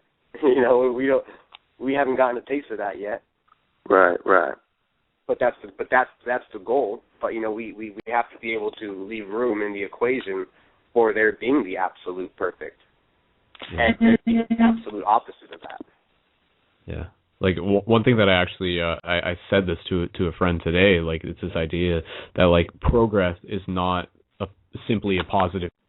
Part of the progress is, I mean, you can refer to it as negative, but I mean, you know, it's kind of like this idea of like, you know, like you have to take those steps back. You have to be sort of like knocked down if you at some point or another. Well, and I think this is, you know, we've talked about this before. Like this is part of like the personal revelation. Sometimes we like do that. We get like too ahead of ourselves. We get too like airy fairy or whatever, and we have to like ground ourselves again. We have to sort of like reconnect with where we are and what our role is and stuff. And okay, so one thing that I'd like to bring up, because I've been seeing a little bit about this in the chat, is this idea of like a warrior, the warrior mentality. Because I mean, a warrior is not something that's simply male or female. It's a mindset. So I mean, I'd be curious as to like if we can sort of do that as a group right now to sort of define what it means to be a warrior, especially in the time are living in, because I think that is something that is incredibly important, and I think it's something that, like, for me myself, like, yes, I identify myself with that, you know, like that term light warrior, if like that's, you know, the term that like I have no problem using that, but I mean, like, warrior mentality is, it's not this idea of like never being afraid, but it's this idea of being able to like persevere through anything, theoretically, like knowing that like there are no dead ends, so to speak, and there always is that hope. You can like always hold on to that, and that's what we need. We need people to be able to like see that better reality that exists ahead of us, to know that heaven exists and to fight for it. I use the term fight in a very sort of loose way. So I mean, how do we do that? Now I sort of open that up to anyone. Like what does it mean to be a warrior in this day and age? I kind of see warrior. To me personally, I can see this as one that doesn't provoke war, but preserves peace. And when I say peace, is like like being a light warrior in a light body, like, you know what I'm saying, like having that front line to be a protector and to like we say, stand up for what is right, and really just, you know, who pushes for improvement, pushes for balance, pushes for growth and development, things of that nature, who activates that change, you know what I'm saying, or that correction, you know what I'm saying, that real positive aspect that goes out, that projects the energy outward, you know what I'm saying, and To me, that's how I kind of see it. Like people who initiate these changes going on. Like we get like building this paradigm shift division in Jacksonville, and that's going really awesome. Or hey, I have hip hoppers, warriors out there on the front line speaking the truth. Or you have different kind of advocates or people who goes on. Or you with your paradigm shift radio show, being the one to have a voice, bringing a voice for everyone to come here and speak out, and keep this energy going outward. You know what I'm saying? And keep it propelling forward. That's kind of what I see as a warrior for me. You know what I'm saying? As opposed to an adversary or some kind of antagonistic nature. You know what I'm saying? That only seeks to just to destroy. You know what I'm saying? That they just want to feed into this bottomless pit that eventually destroys and engulfs itself. You know, something that has no purpose, just to not preserve itself, but destroy others. You know, that's my definition of a warrior. You know, that's how I kind of see it. Like I'm just sort of talking to people in the chat, and Brianna, who we're all friends with as well. She the idea of like like warriors to promote peace. Like a lot of people would be like, well, that doesn't make sense. They appreciate the idea of like warrior might mean soldier, and soldier means killing people. How do you get peace through killing people and stuff like that? But I mean, yeah. So continuing this conversation, what does it mean to be a warrior who promotes peace? Like how do we do that? What is that? And Vaughn or Elijah? I'll go ahead since there was just a small pause. If we could look, there's a future tense for the word warrior that has to be considered, in my opinion, for anyone who's going to truly take up the mantle and call themselves warrior or call themselves someone who's going to stand up for peace and promote that without violence. There's two words. One of them is self-sacrifice. But the word self-sacrifice also goes along with the word that a lot of people won't want to talk about, which is the word martyr. And in order to really, like I was saying, let's slow down, because I love the fervor that I see in the chat room. Everyone's like, yes, I want to be a warrior. Yes, I want to be a warrior. Yes, I want to be a warrior. I would ask you to not be so quick to sign up. Yeah. I would ask you to go to boot camp first. I would ask you to study what you're about to get into, because the last thing that we need, and when I say we, I'm speaking on behalf of people who have been fighting this war for thousands of years on behalf of your species. So the last thing we need is a bunch of people in the field and then turning around and running in face of the enemy and bolstering the enemy because they see a lot of people that really aren't warriors but want to call themselves warriors. This is a very serious thing. We need to have people who understand what it really means. People like Gandhi. You want to be like Gandhi? That's amazing. It's going to be a very hard life. So everyone who wants to be like Gandhi, my email address is elijahgreen486@gmail.com. Sell all that you have and send me the money. Or send it to Goodwill. Or send it to a church. Or give it to a family in the hospital in the emergency room.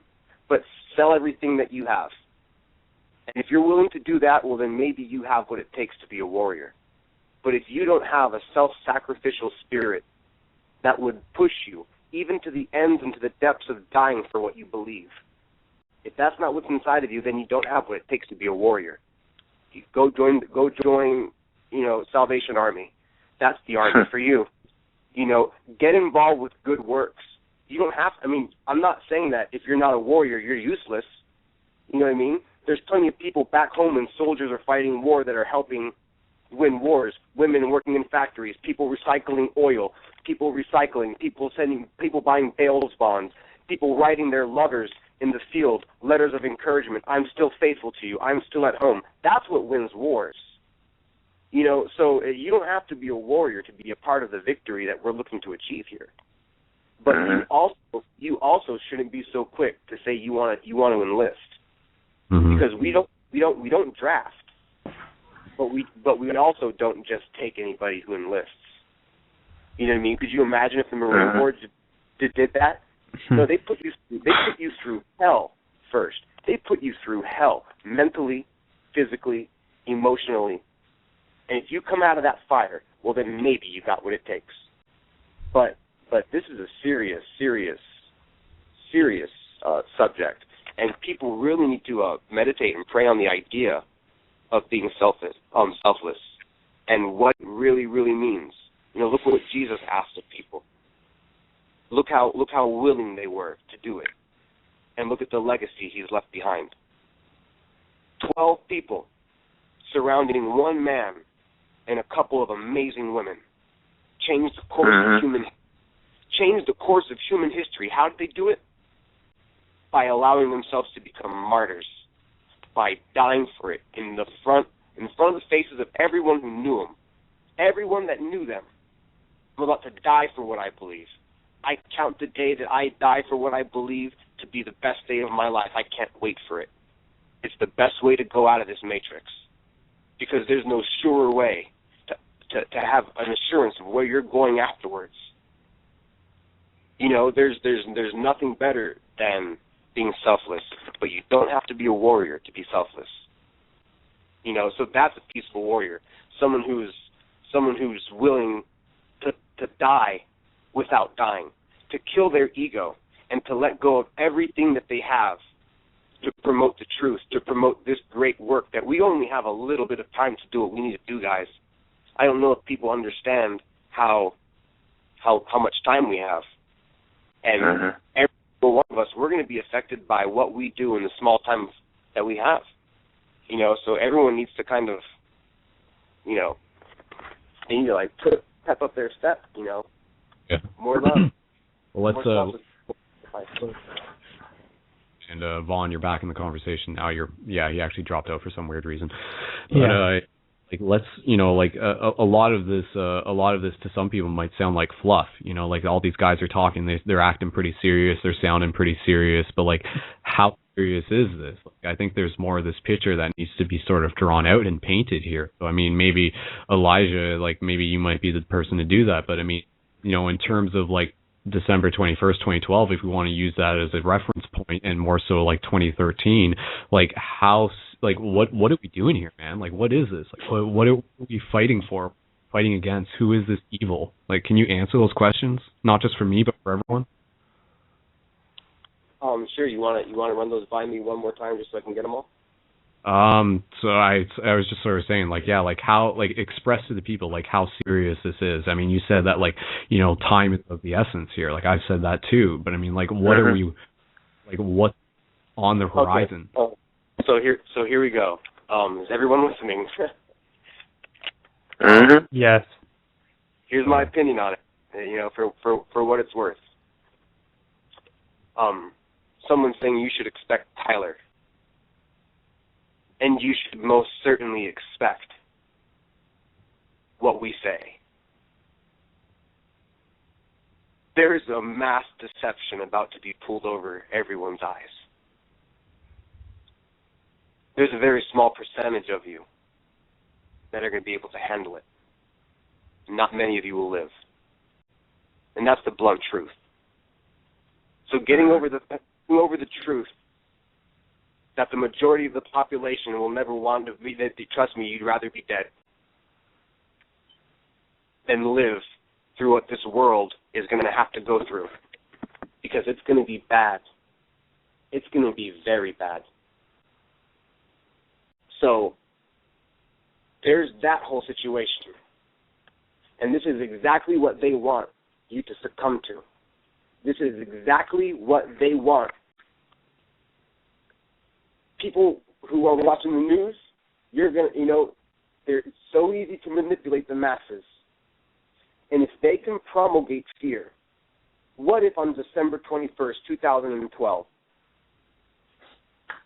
these projects that the government has been working on, I'm trying not to name certain names of projects because I'm not trying to get this picked up or anything, but they have the ability to project holographic technology, and it looks real. It looks like an HD screen in the sky.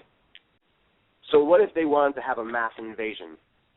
What if they wanted to have a fake scare that's going to affect the entire world and throw this world into chaos? It's so easy for them to do. And if they were to do it right now, there'd be not enough people that were enlightened enough to be able to stop the mass fear. And then once the fear takes hold, they're going to have every right to call in FEMA. They're going to have every right to call it, you know, a military state. And it's going to happen in the blink of an eye. The whole war in Gaza, everything that's going on with Israel, all of this is planned. All of it is planned. All of it is planned. And the deal of December 21st, 2012, will the world end? No. The world's not going to end. You're going to wake up and you're going to see 2013, 14, 15, 16. But not much after that. What I'm saying is that December 21st, 2012 is the 3.5-year mark. And the second half of that 3.5 years is what the Bible would call the Great Tribulation. And it's about to hit the world like birth pangs of a woman giving birth. It's going to come like a small pain, and then a small pain twice, and then a small pain 3 times, and then it's going to take you to your knees.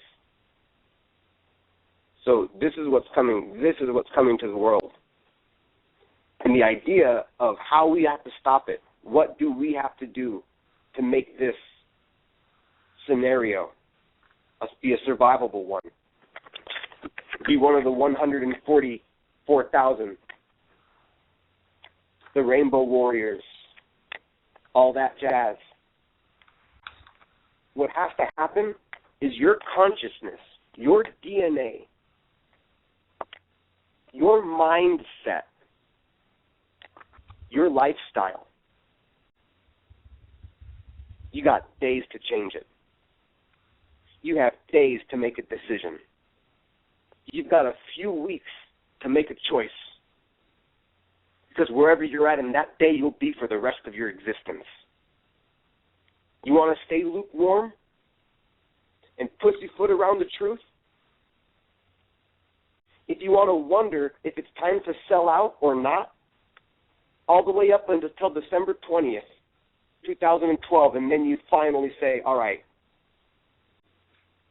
I'll quit smoking. All right, I'll start exercising. All right, I'll start being charitable. All right, I'll start donating.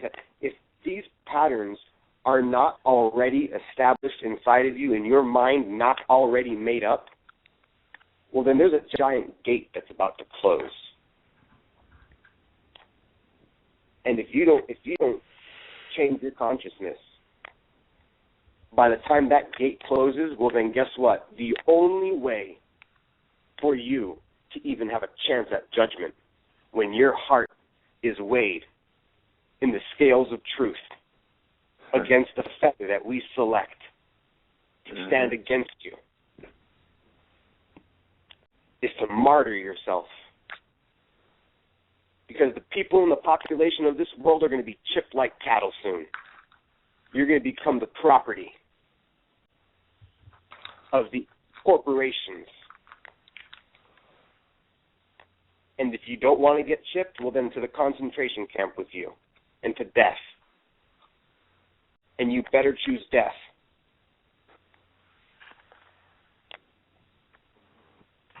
So I don't know what else to tell you guys other than everything you're talking about is real. Everything you read about is real. Everything you've been hearing about is real. The Bible is real. The Quran is real. The I Ching is real. The Rig Vedas is real. The Bhagavad Gita is real. The writings of Baha'u'llah and the Bab and Abdul Baha are real. The Torah is real. The Aztecs were real.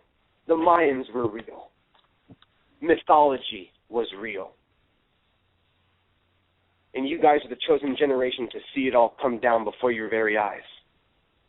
Which also means you're the chosen generation to make things change.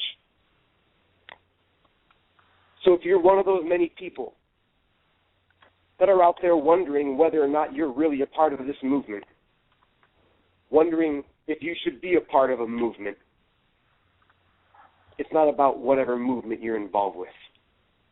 It's about being it with 100% of a life-passionate conviction and being it to the best of your ability and represent your cause to the fullest potential you have within you to represent your cause, or else you're becoming a shame to the very thing you call yourself. Christians calling themselves Christians. I don't see many Christ-like people walking around.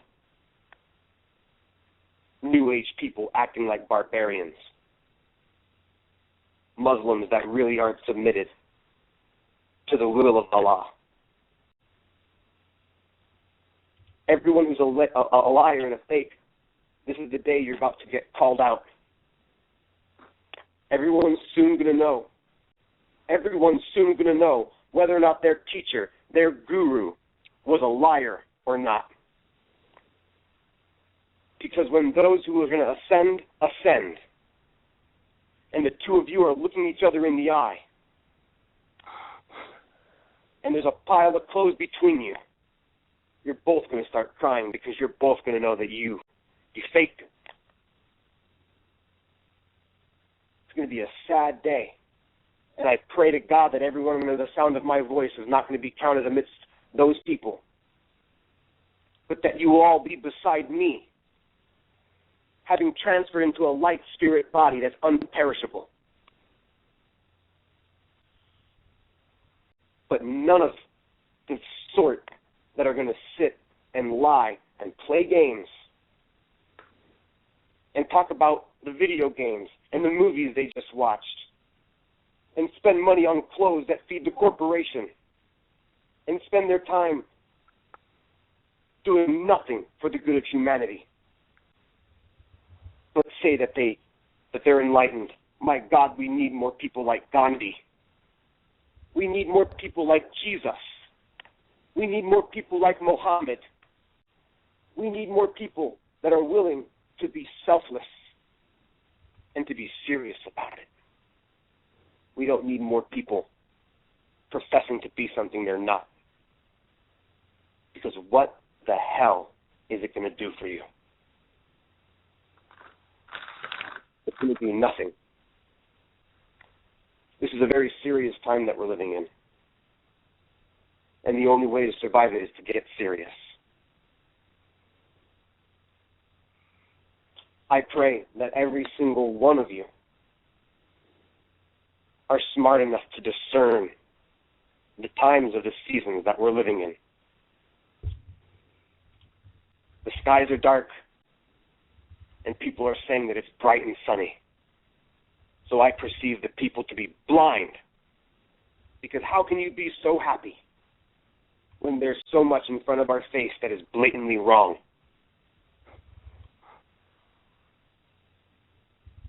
There's time for rejoicing and partying. But that time is not now. It's time right now to prepare, to be able to ensure where your salvation is, to be able to make sure that if you died, you know without the shadow of a doubt that you gave it the best that you got. The best. If it's not that, you're only cheating yourself. Why would you ever cheat yourself, my loved ones? Why would you ever cheat yourself in the greatest life that you could possibly live?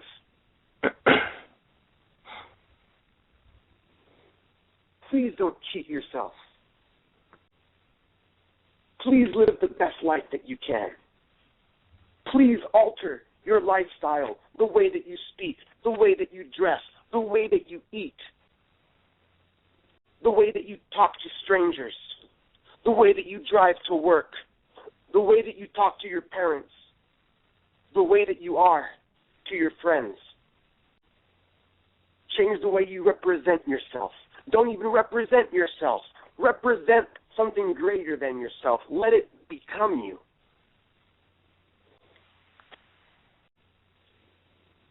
Don't sell yourself short of the promises that are inherited to you, because you have spiritual wickedness that exists in this world.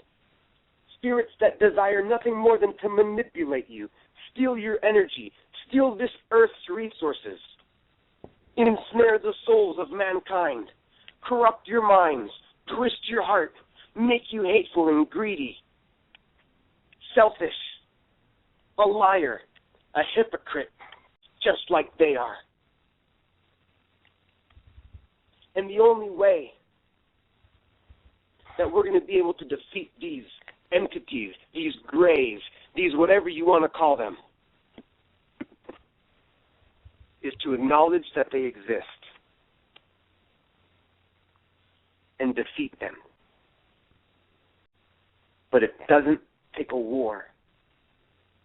It takes selfless sacrifice.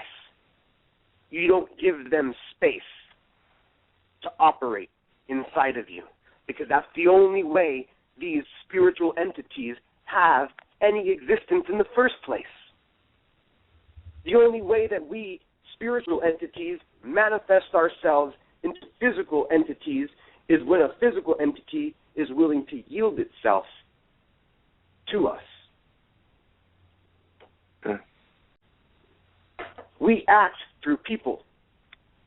Mass consciousness can take on my name. But you better be like me. They better be my words. It better be the right equation. It better be as above, so below. It better be balanced. It better be truth. And then you can share my name.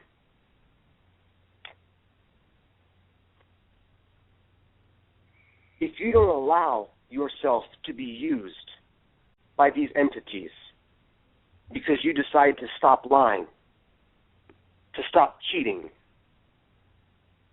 to stop pouring around spiritually, to stop letting everything slide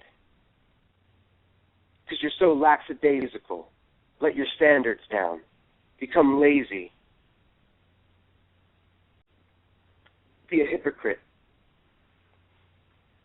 gossip, become greedy, run other people's reputation into the ground on Facebook because they owe you $100, and then say that they're stealing from the world when they're stealing from me. Well, on behalf of the world, don't complain about the money and give it away. And give it as a gift from the entire world to that person, because obviously if they're stealing it, they need it more than you do. How sad it must be them to be filled with a spirit that would cause them to steal. But then you take that karma and you just turn it right around. So instead of you getting angry about the negative that happened to you, you make it a blessing. You cast those evil thoughts down. No greed. No. You have no place in my heart. I have a giving heart. I have a loving heart. I'm going to let it go. That's how we win the war. Issue by issue at a time. Issue by issue at a time. All right, but Elijah. you need to decide if you're going to take that stance, because time's short. All right. I was just going to say, not to interrupt, but we do have about 60 seconds left in the show. So for those of you who have been tuned in and those of you who have been listening, please, this message that you're hearing, if you're resonating with, be heard again, and not just for those of you who are listening live. So once this show gets posted again, please feel free to share it. And check out a website at iprojectelijah.com. That's been posted in the show live channel. We posted in the link. But Elijah, with about 40 seconds left in the show, who are you? Can you tell the people? Who are you? You're the Thunderer. Who are you? The same Elijah that the Bible says comes before Jesus Christ comes, the forerunner of Christ consciousness and the harbinger of the end of this age, the fourth-born Hermes Trismegistus, the messenger of the gods into your species, your friend and your servant, and the lover of your soul. That's who I am. And it's been a pleasure to be on your show, and it's been a pleasure to speak to all of you. To say, if an 80, so to speak, is going to be on any show, it's going to be on Paradigm Shift Radio. So, all right, guys, Von Halford, Jericho, thank you so much for being on the show, guys. And no problem. Oh, yeah, no problem. Much love. Respect, eternal. All right, guys, I'm queuing up the outro music, and yeah, for anybody in the live chat, you can hang around for it. We'll continue this conversation more. So thanks again, everyone, and we'll see you guys in the future. Wait,